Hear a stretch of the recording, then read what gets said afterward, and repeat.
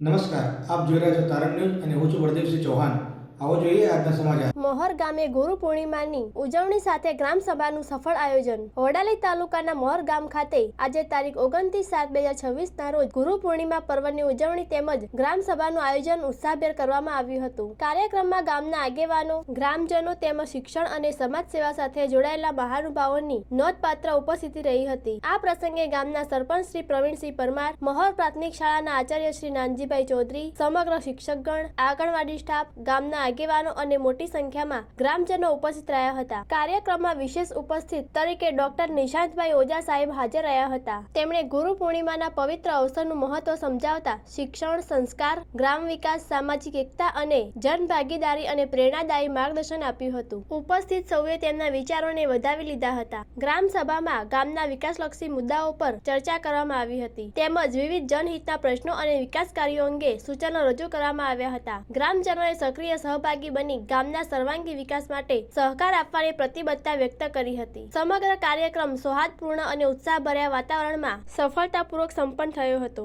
Reporter વિશાલ જોશી સાથે તારણ news. આજે રોજ મોહર પ્રાથમિક શાળા તાલુકો વડાલી જિલ્લો સાબરકાંઠામાં ગુરુ પૂર્ણિમાના પાવન પર્વ નિમિત્તે અમે શાળામાં માતૃપિતૃ વંદના વિશેષ વંદના કાર્યક્રમ આયોજિત કર્યો હતો, જેમાં શાળાના બધા જ બાળકો જોડાયા હતા અને સાથે બાળકોના જે અભ્યાસ કરે છે બાળકોના માતા પિતા પણ આ કાર્યક્રમમાં સહભાગી બન્યા હતા। અમે માતૃપિતૃ વંદનાનો કાર્યક્રમ કર્યો અને એ દ્વારા વર્તમાન સમયમાં આપણે જાણીએ છીએ એમ કે જે ઘણી વખતે બાળકોમાં કોઈ એવી બાબતો રહેલી હોય કે જે મા બાપ એનાથી પરેશાન હોય અથવા તો કોઈ મુશ્કેલી અનુભવતા હોય તો એમનો જે લાગણી છે એ જોડવા માટેનો પ્રયત્ન કર્યો છે। સાથે સાથે વ્યસન મુક્તિ પણ જે કોઈ માતા પિતા કરતા હોય અથવા ગામમાં કોઈ વ્યસન કરતું હોય તો વ્યસન મુક્તિ માટે પણ અમે એક જોડી પણ બનાવી હતી અને આજના દિવસે શપથ પણ લેવડાવ્યા હતા અને સમગ્ર ગામ અને ખાસ કરીને અમારા વાલીગણ વ્યસન મુક્ત બને તો આવનારા સમયમાં અમારા વિદ્યાર્થીઓ માત્ર એટલું શિક્ષણ સાથે સાથે આવું મૂલ્ય શિક્ષણ પણ મેળવી અને પોતાના જીવનમાં પ્રગતિ કરે એ હેતુથી આ કાર્યક્રમ યોજ્યો હતો। આજ રોજ મોહર જૂથ પંચાયતની અંદર ગામ સભાનું આયોજન કરેલું છે અને ગામ સભાની અંદર મોહર ગામની અંદર વોજપેટા પરા આવેલા છે।